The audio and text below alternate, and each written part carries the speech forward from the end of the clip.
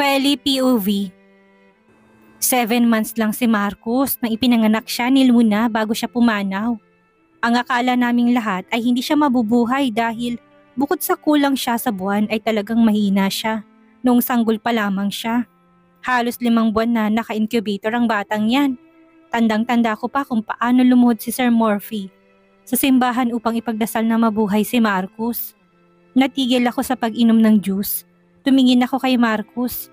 Kung titingnan nito ngayon ay malayong malayo to sa mahinang bata na nilalarawan ni Ate Rose. Mahal na mahal ni Sir Murphy si Marcus, kaya hindi namin maintindihan kung bakit malamig ang trato niya rito gayong alam namin na sobra niya itong mahal. Si Marcus ang kaisa-isang alaala na iniwan ni Luna sa kanya. Kaya naisip ko na baka sa tuwing makikita niyang anak niya ay naalala niya si Luna. Sa tuwing magkukwento kayo ay parang kilalang kilala niyo si Luna, Aling Babot. Kaano-ano niyo po ba siya? Tanong ko kay Ate Rose. Napipilan ako na makita kong nagbabadya niyang luha sa mata. Naku, pasensya na po. Huwag mo nalang pansinin ang bunganga ko. Ganito lang po ako minsan, madaldal. Si Luna ay para ko na siyang anak at para namin siyang apo ni Aling Babot. Kaibigan namin ang nanay niyang si Magda. Mabuting taong mag-inang yon. Kaya nga minahal ni Sir Murphy si Luna sa kabila ng katayuan niya sa buhay. Maihahalin tulad si Luna sa isang ginto. Nag-iisa lang siya. May luha man sa mata ay nagawa pa rin ngumiti nito habang ginugunita si Ma'am Luna. Nakakainggit si Ma'am Luna. Maraming tao ang nagmamahal rito sa kabila ng katotohanan na wala na ito sa mundo. Hindi maalis sa isip ko ang sinabi ni Ate Rose habang pinapaliguan ko si Marcus. Naawa ako sa alaga ko dahil sa malamig na trato ng daddy niya sa kanya. Marahil ay tama si Ate Rose. Baka nga naalala ni Sir ang namayapang asawa kapag nakikitang anak. Pero sapat bang dahilan ito para makatanggap ng malamig na trato si Marcus mula sa kanya? Ang unfair naman yata nun. Ito pang napansin ko, hindi nagsasabay sa pagkain ng mag-ama. Madalas kong mahuli ang alaga ko na tumitingin sa pintuan ng kusina na tila ba umaasa. Alam ko kung sinong gustong makita ng alaga ko. Walang iba kung hindi ang daddy niya. Maski photos na magkasamang dalaway wala akong makita kung hindi puro solo photos lang ni Marcus. Naging photos ni Sir Murphy at Ma'am Luna ay wala akong makita. Naku, curious ako. Ano kayang itsura ni Ma'am Luna? Sigurado ako na maganda siya. Yun kasi ang sabi ni Aling Babot. Hindi ko iniwan si Marcus hanggat hindi pa ito natutulog. Gabi-gabi nitong sinasabi sa akin na may shadow daw itong nakikita kaya ayaw nitong mapag-isa. Kaya naman hindi na muna ako bumabalik sa kwarto ko hanggat hindi pa ito natutulog ng mahimbing. Kung minsan naman ay nagigising ito at umiiyak, kaya naman hindi agad ako natutulog para gising ako kung sakali na magising ito. Ilang beses na sinabi sa akin ni Marcus na sa kwarto na lamang niya ako matulog. Pero inaalala ko ang daddy niya. Baka kasi magalit to.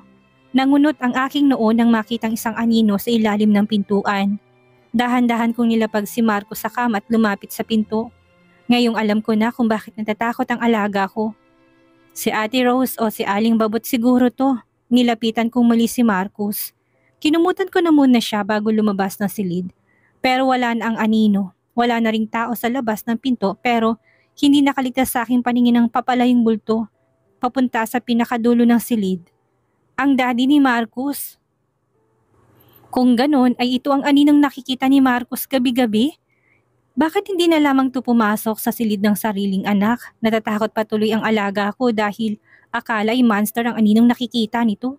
Hindi ko mapigil ang sariling ngumiti. Tama nga si Ate Rose, mahal na mahal nitong anak. Malamig man ang pinapakitang trato nito kay Marcus, ay hindi naman yun ang nilalaman ng puso nito. Siguradong matutuwa ang alaga ko sa oras na malaman ito ang tungkol dito. Kinabukasan nagising ako ng may ngiti sa labi. Pakanta-kanta pa ako ng pusong bato kaya naman napasimangot ang alaga ko. Ayaw kasi nito sa kantang ito. Yun ang napansin ko. Maraming mga kahon na mga laruan ako nakita. Sa dami nito'y parang mapupuno na ang sala. Tuwang-tuwa naman ang alaga ko at agad na tumakbo palapit dito. Yay! Tito Douglas sent a lot of toys again. Where is he, Ate Rose? Tanong ng paslit habang abala sa pagbubukas ng kahon. Oh, here he is, Tito! Tumakbo si Marcos sa likuran ko para salubungin ng yakap ang isang matangkad at gwapong lalaki. Did you like the toys, baby Mark? Tanong ng lalaki kay Marcos habang pinipisil ang pisngi nito. Bumusangot ang mukha ni Marcus. I'm not a baby anymore, Tito Douglas.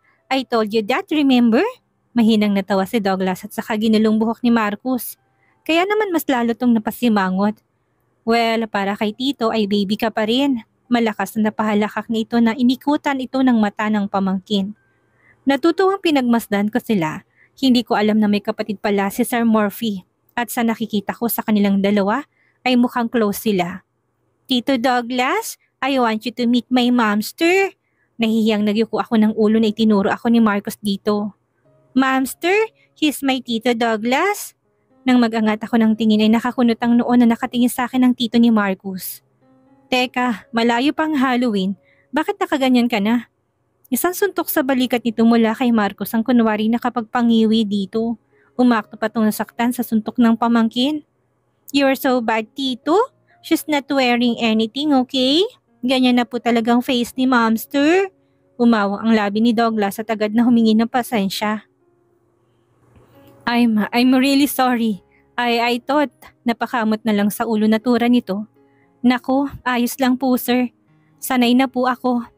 Natatawang sabi ko na lang. Natigilan to nang marinig ang boses ko.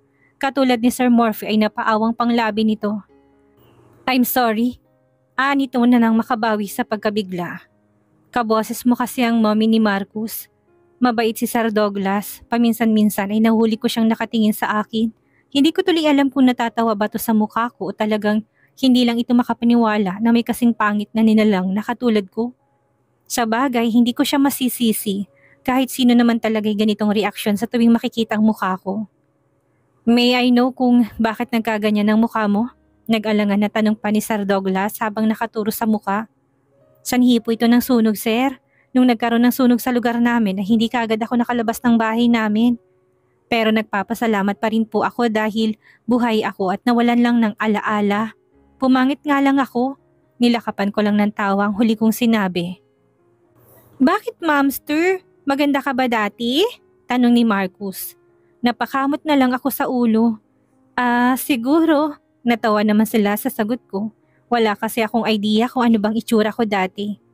Wala nang natira sa mga gamit namin noon kaya maski isang litrato ay wala ako. Pero ang sabi naman ni Lola Sita ay maganda ako noon. Hindi ko nga lang sigurado kung totoo yon o sinasabi lang nito yon. Dahil apo niya ako. Tumayo si Sir Douglas na dumating si Sir Murphy. Nagtungo sila sa library para doon makapag-usap. Si Marcos naman ay nakasunod ng tingin sa kanyang daddy. Halatang natuwa ito nang makita ang ama. Muli ay nakaramdam ako ng awa sa kanya. Hindi dapat ito pakitunguhan ng malamig ni Sir Murphy. Dapat ay ipakita nitong pagmamahal sa sariling anak at yun ang sa tingin ko ay tama. Sumapit ang gabi. Kasabay namin ni Marcos mag-dinner si Sir Douglas. Nakakalong pang alaga ko dito at nagpapa-baby. Ayon kay Sir Douglas ay magstay siya rito ng 1 week sa mansyon. Kaya naman si Marcos ay tuwang-tuwa. Kasama ko rin si Sir Douglas sa kwarto ni Marcos. Ito nang nagbasa ng mga kwentong pangbata para sa alaga ko hanggang sa makatulog to. Alagaan mo nang mabuti si Marcos Feli. Ngayon ko lang siyang nakitang ngumiti ng ganyan sa ibang tao bukod sa amin ni Murphy. Sana ay magtagal ka rito. Wika nito habang hinahaplos ang buhok ng pamangkin. Mabait na batang pamangkin ko, mukha lang ang nakuha niya sa daddy niya. Pero ugali niya nakuha niya sa mommy niya. Tumayo ito't lumapit sa akin. Hindi lang si Marcos ang pagpapasensyahan mo ko sakali. Idamay mo na rin ang gagong daddy niya. Napailing-iling ito. Kung nabubuhay lang si Luna ay hindi magkakaganitong lahat. Sad nito bago tuluyang nagpaalam. Tama si Sir Douglas. Kung nabubuhay lang si Ma'am Luna ay hindi magkakaganitong pamilya nila. Sa nangyayari hindi lamang si Sir Murphy ang naapektuhan. Maging si Marcos din. Hindi na nga nito nakagisna ng ina ay hindi pa ito mapakitaan ng pagmamahal ng isang ama. Naawang niyakap kong alaga ko. Napangiti ako nang yumakap to sa akin at sinubsob ang mukha sa dibdib ko. I love you, Momster, sabi ni Marcos na nakapikit kaya napangiti ako. Sinong yayang hindi makakaramdam ng tuwa kapag ganitong alaga? Napakalambing at mabait na bata. Tumayo ako mula sa kama at nagabang sa gilid ng pinto.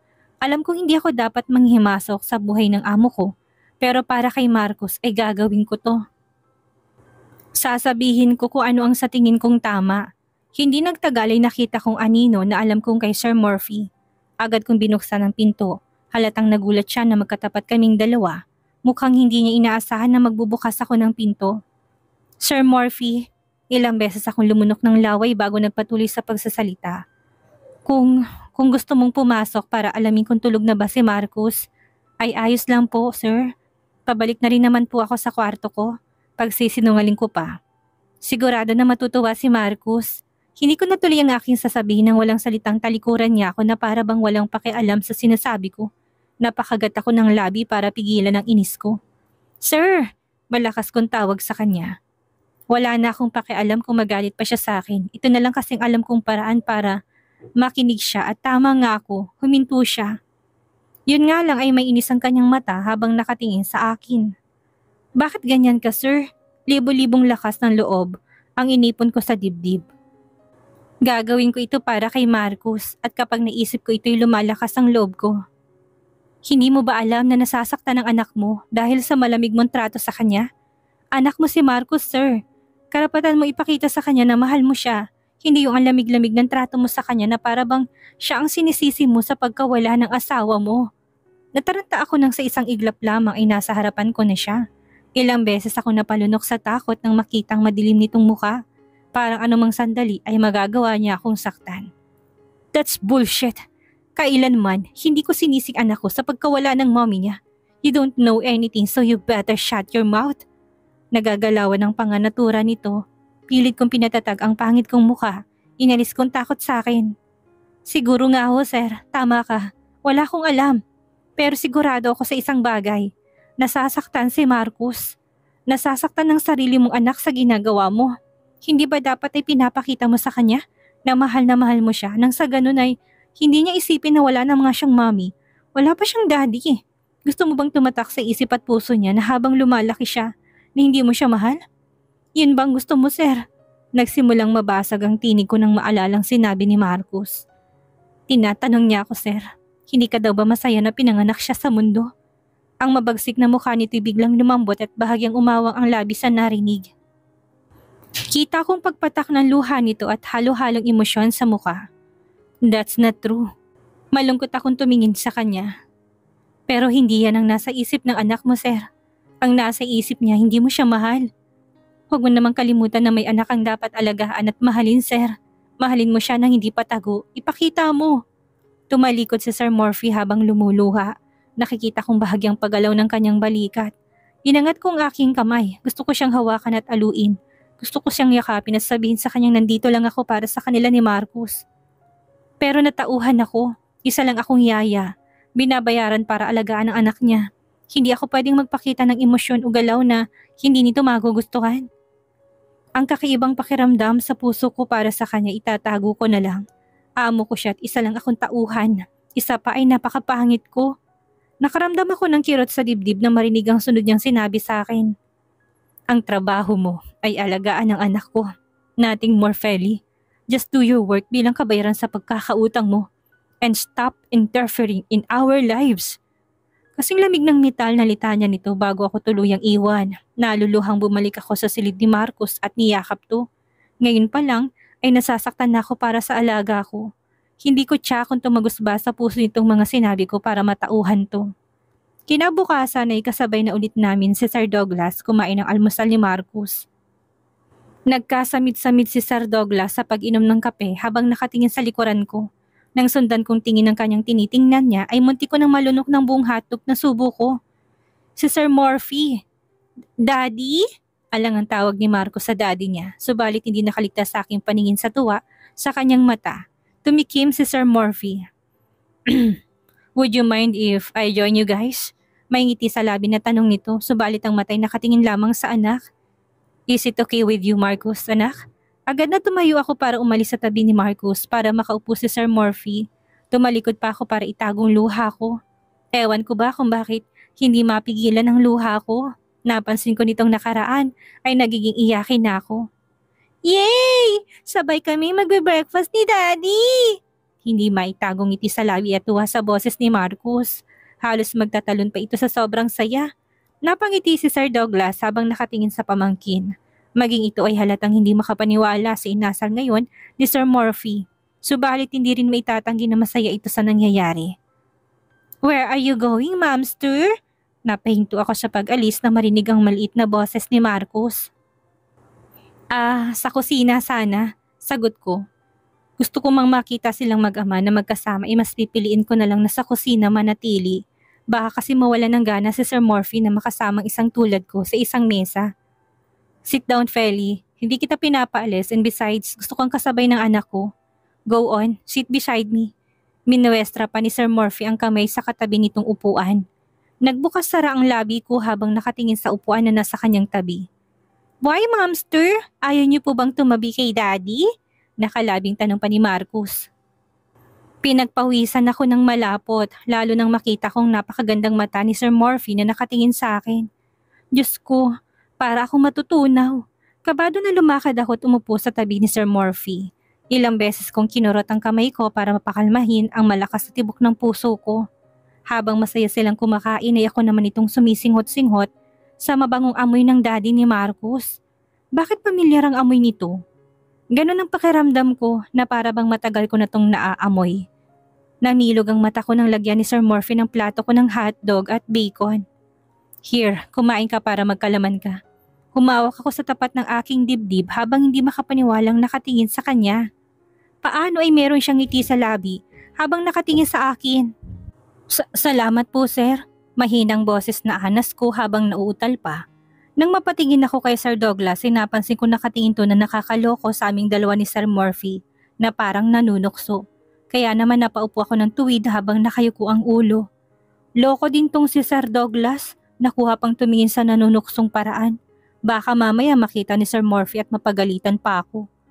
Hindi namin mapigilan ni Sir Douglas ang matawa nang makitang nanginginig pang kamay ni Sir Morphy habang sinusubuan nito ang anak. Nagkatapon-tapon tuloy ang pagkain.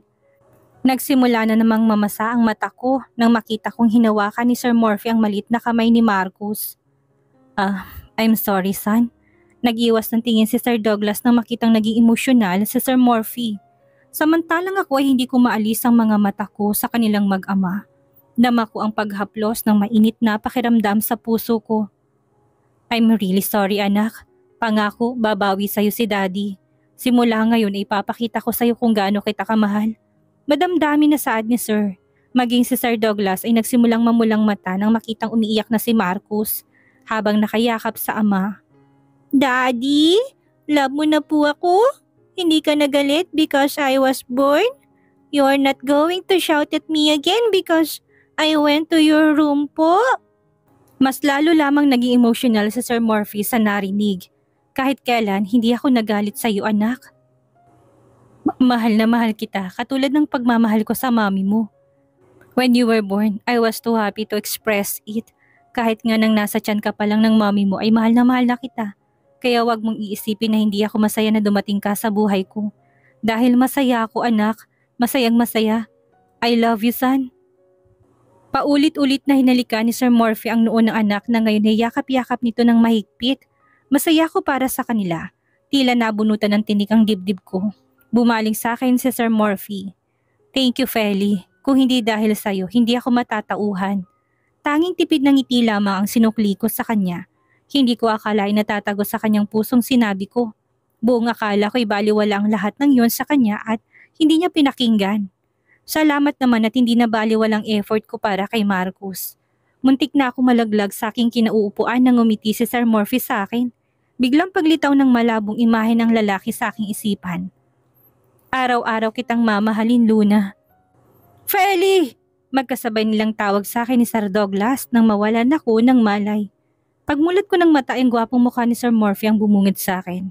Sa aking pagkatarantay, biglaan ako napabangon sa sobrang pagkabigla. Paano'y napakalapit na mukha ng amo ko sa akin. Tumatama ng hininga niya sa mukha ko kaya naman naamoy ko mabango niyang hininga. Diyos ko, nakakapanghinang kagapuhan ito. Agad na tinakpan ko ang aking mukha ng palad ko para itagong pamumula ko. Alam kong pangit ako at walang karapatang makaramdam ng ganitong kilig. Pero anong magagawa ko? Hindi ko mapigilan sarili ko dahil kay Sir Morphy.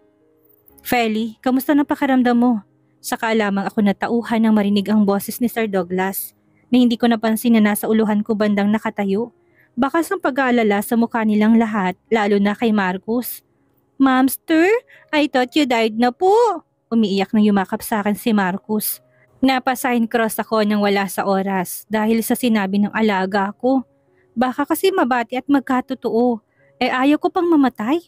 Pasensya na po kayo kung pinag-alala ko kayo mga sir. Ayos na po ako. Sumakit lang ang ulo ko. Pagdadahilan ko. Naalala kong malabong imahe ng lalaki sa utak ko bago ako nawala ng malay. Maging ang boses na isang lalaki. Teka, bakit parang kaboses ni Sir Morphy ang boses na narinig ko sa isip ko? Araw-araw kitang mamahalin, Luna. Sa pagkakatanda ko yun ang mga salitang narinig ko. Pakaramdam ko na yung mga balahibo ko sa katawan ko. Mukhang nagpaparamdam sa akin ang namayapang asawa ni Sir Morphy para takutin ako't bigyan ng babalang hindi dapat ako magkagusto sa kanyang asawa. Hey Feli, is there anything wrong? Nilalamig ka ba? May iba pa bang masakit bukod sa ulo mo? Magkakasunod na tanong ni Sir Morphy na mapansin itong pagyakap ko sa sarili ko. Ayos na ako, sir. Tanging naisagot ko. Ang samahan ng mag-ama ay gumanda na. Hindi ko na nakita na malungkot si Marcus. Palagi nitong nakangiti, lalo na kapag kasama nitong daddy niya. Ang madilim na aura ni Sir Morphy ay napalitan ng maliwanag.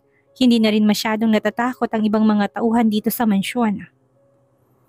Nakikita na kasi namin na nakangiti si Sir Morphy, hindi kagaya noon. Ito na rin ang tumatabi kay Marcus tuwing gabi para patulugin to. Dinala pa ni Sir Morphy si Marcus sa Disneyland at syempre pa ay kasama ako. Bawat pasyal nila ay palagi akong kasama. Pakiramdam ko tuloy ay isa kaming masaya at kumpletong pamilya. Agad na pinilig ko ang aking ulo sa aking iniisip. Ano ba tong naiisip ko? Nakakahiya? Kaya ako palagi minumulto ng namayapang asawa ni Sir Morphy . Nagagalit marahil to dahil napaka-ambisyosa ko. Tuwing gabi ay napapadalas ang sakit ng ulo ko. Ilang banig ng gamot ang naubos ko subalit walang epekto. Palagi din ang paglitaw ng mga malalabong imahe sa isip ko na hindi ko alam kung sino. Pero kaboses talaga ni Sir ang isang lalaki. Hoy Feli, ano na? Untag sa akin ni Victoria. Ha? Napailing-iling ito. Hay nako Feli, kanina pa ako nagsasalita dito tapos hindi ka pala nakikinig. Tinatanong kita kung may napupusuan ka na ba? Agad na pinamulahan ako ng mukha sa tanong niya. Naalala ko nararamdaman ko para kay Sir Morphy. Napaigtad ako ng tusukin ni Victoria ang tagiliran ko. Meron na no? Sino siya Feli? May panunuksong tanong niya sa akin. Ilang beses akong lumunok at umiling sa kanya para tumanggi. Hindi pwedeng malaman ng kahit na sinong nararamdaman ko dahil tsak na pagtatawanan nila ako. Alam mo, mas mabuti pang tigilan mo ng kakatanong sa akin. Ikaw, ano bang ginagawa mo dito? Saka kanina pa kita napapansin na panay ang lingon mo ha? Si Sir Douglas bang hinahanap mo? Ako naman itong may nanunuksong tingin ngayon sa kanya. Natawa na ako ng mahina nang makita kong pamumula niya at pag-iwas ng kanyang mata. Ano bang sinasabi mo dyan, Feli? Bakit ko naman nahanapin ang gagong yun? Hindi ko siya type no? Mariing tanggi nito. Natawa na lang ako sa reaksyon nito. Noong nakarang linggo ay halos magtago to kapag dumarating si Sir Douglas. Pulang-pula din ang mukha nito sa tuwing mapapatingin dito si Sir. Mukhang tinamaan yata to sa tito ng alaga ko. Sa bagay, hindi ko masisisi si Victoria. Bukod sa gwapo si Sir Douglas ay mabait pa. Maganda si Victoria, morena at makinis. Kaya naman bagay na bagay talaga sila ni Sir Douglas. Si Sir Douglas? Turo ko kunwari sa kanyang likuran kahit wala naman sa Sir Douglas. Umalis na kasi ito dito sa mansyon. Agad na namutla si Victoria at halos malaglag sa akin na uupuan. Nagmamadali itong tumayo at tumakbo palayo. Aalis na ako, Feli. Nagmamadaling sabi nito bago sumibat. Napangiwi na lang ako. Nawalan tuloy ako ng kausap dahil sa biro ko. Ako naman ang muntik ng malaglag sa kinupuan nang biglang sumulpot sa harapan ko sa Sir Morphy. Basa pang buhok nito, tanda ng katatapos lamang nitong maligo.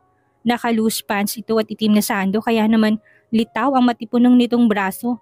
Talagang nakakatulala ang kingkaksiga ni Sir Morphy.